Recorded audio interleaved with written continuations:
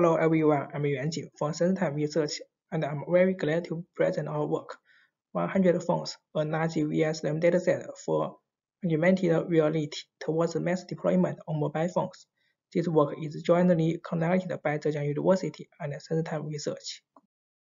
In this work, we propose 100 Phones, a large VSM dataset consisting of 350 sequences collected by 100 different models of phones, aiming to promote the mass deployment of VSM for AR on mobile phones. First, let me introduce the background and related works. As we know, VSM is a key technology for AR, which allows the AR device to recover its stop motion in real time in order to render the virtual content with the corresponding pose. In recent years, AR glasses have been developed offering excellent AR experiences, such as the Microsoft HoloLens 2, Apple Vision Pro, and the Xavier L2 Pro. However, these devices are still in an early stage and have not been widely adopted. The mainstream AR devices are still smartphones. The AR performance on smartphones depends on many factors and varies in different models of smartphones. For example, different VSM algorithms, camera and IMU sensor quality, CPU performance, memory, and the motion will influence the AR performance. Currently, the most widely used visual inertial datasets are Kitty and York, which are collected by CAR and MLV respectively. Nevertheless, indoor dataset is also collected by a wheel-based mobile device. They are not suitable for AR, as AR devices are usually handheld or head-mounted, which have different motion panels from cars or MAVs. ZJU SenseTime dataset only contains 2 smartphones, equipped with high-quality sensors. Llama and LSFB both connected glasses and mobile phones dataset for AR, but AR glasses usually adopt global shutter feature eye cameras and high-quality MUs, whose sensors are different with mobile phones. Overall, these 3 datasets only use 1 or 2 mobile phones to collect data with high-quality MUs. Existing visual inertial datasets only cover 1 or a limited number of devices, making it impossible to reflect the robustness issues of VSM methods when deployed on a large variety of mobile phones. In this work, we propose 100 phones, the first VSM dataset covering a wide range of mainstream phones to fill this gap. The main contributions include: we propose a large VSM dataset that consisting of 350 sequences collected by 100 different phones. We analyze the sensor characteristics of the 100 phones, revealing that they will be greatly among mainstream phones. We designed the dataset into 4 subsets, each with a distinct motion pattern to reflect different aspects of VSM methods. We propose a lower evaluation metric ARD to more consistently evaluate the AR effort. We conduct experiments using 4 representative VSM methods, revealing that the current VSM methods still have serious robustness for mass deployment on mobile phones. The list of the phone models are shown in the table. We try our best to make it distribute evenly, consisting of the distribution of price, processor performance, and memory. We select 10 sensor metrics that are closely related to VSM to analyze the sensor characteristics of the 100 phone models. They are camera frequency, camera FOV, gyroscope noise, reprojection error, gyroscope bias, MU frequency, camera explosion time, acceleration noise, camera MU time offset, acceleration bias. As shown in the figure, the 10 sensor characteristics among the 100 phones are obtained from the calibration results and vary greatly, posing unprecedented challenges for VSM methods. We further investigate whether there is any correlation between different sensor metrics. We observe a rough linear correlation among reprojection error with gyroscope noise and acceleration noise. A cross-linear correlation between the MU noise and MU bias can also be observed, but we don't find obvious correlations between other characteristics. Some characteristics are correlated, while others are not, making it more complicated to deploy a SLAM method to different models of phones with sensor characteristics that may vary randomly. We choose WebHTC to obtain ground truth pulses for its portability and CM level occurrence in small scenes. We place 4 base stations in the scene and vigilantly mount the phone and the tracker together. We follow the method proposed in VRIH 2019 to temporarily and spatially align the ground truth trajectory of web tracker to that of IMU. We design 3 simple yet typical motions to collect 3 subdata sets in a small-scale scene.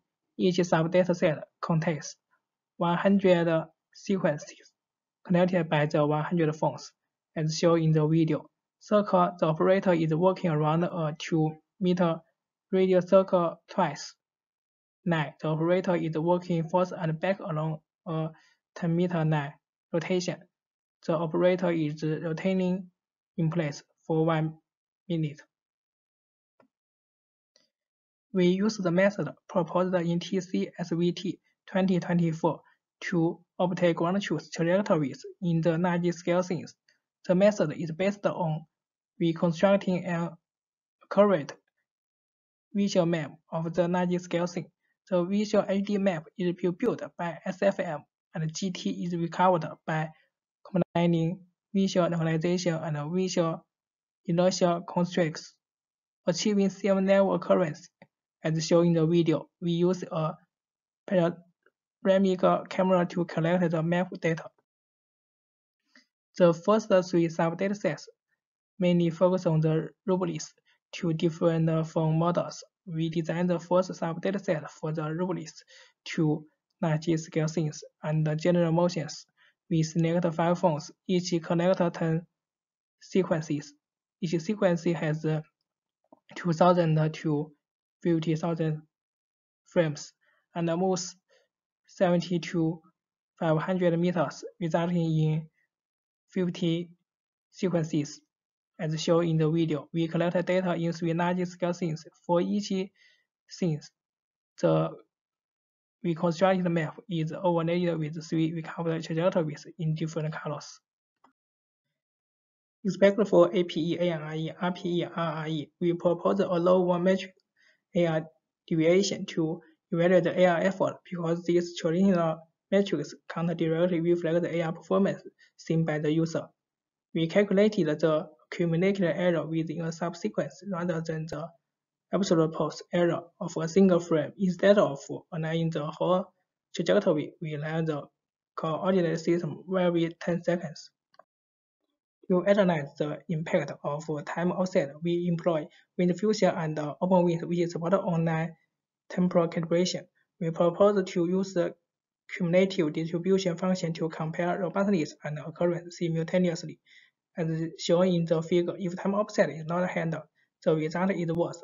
Either online calibration or offline synchronization can significantly improve the result. There is still room for improvement of online calibration. To run VSLAM, it is necessary to provide MU measurement noise and bias random walk noise as algorithm parameters. We conduct an experiment to analyze whether a unified set of trained parameters can be generalized to all phone models in a dataset. For trained parameters, we use the default parameters of WindFusion trained on York as the unified parameters for all phones. For calibrated parameters, we use the IMU measurement noise and bias random walk noise obtained from the result of camera MU calibration as the MU parameter set for each phone separately. The results are shown. Overall, the calibrated parameters perform better. Finally, we conduct evaluations on the entire dataset using 4 representative VSLAM systems, viewing that the current VSLAM methods still has serious robustness issues for mass deployment on mobile phones. On the simplest circle dataset, the results are relatively consistent, but there are many outliers. On the other two datasets, line and rotation, the boxes are much taller, reflecting that the performance variance among different models of phones. We found two main probably issues for line and rotation sub dataset. On the one hand, it is difficult to successfully accomplish initial initialization on the low-end phones, resulting in high failure rates. On the other hand, the low quality MU causes serious error accumulation. In this work, we propose 100 phones, a large VSM dataset consisting of 350 sequences connected by 100 phones. We designed for subsets with distinct motions to reflect different aspects of VSM methods. The sensor characteristics vary greatly and influence VSM performance. We conduct evaluations using four representative VSM methods, viewing that the current VSM methods still have serious robustness issues for mass deployment on mobile phones. In the future, we will explore more strategies to adapt to vastly different sensor characteristics and analyze more factors, such as rolling shutter and parallax motion acceleration, and so on. That's all. Thank you for your watching.